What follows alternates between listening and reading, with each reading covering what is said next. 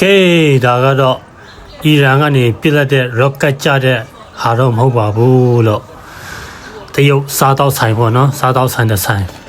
မီးလောင်နေတာဟုတ်ပါတယ်ဒါကတော့တရုတ်စားတော့ဆိုင်ပေါက်စီဆိုင်ပေါ့နော်အရန်အရသာရှိတဲ့ပေါက်စီဆိုင်လေး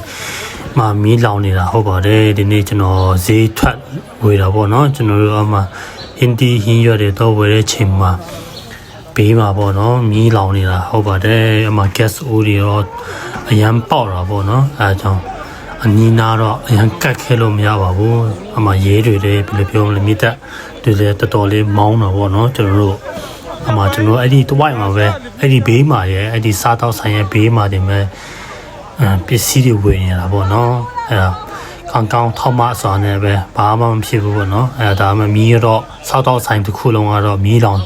သွားတာပေါ့နော်အဲ့လိုဖြစ်သွားပါတယ်လို့ဒီနေ့ကတော့အပြင်လေးခဏလေးသွားလိုက်တာမီးလောင်တာတွေ့ခဲ့ပါတယ်အခုတော့နွေရာသီရောက်လာပြီဆိုတော့အားလုံးမီးကိုတတိထားကြပါလို့အားလုံးကိုပြောဆိုချင်ပါတယ်အခုကတော့မီးတွေတတိထားရမယ့်အချိန်တွေရောက်လာပါပြီလို့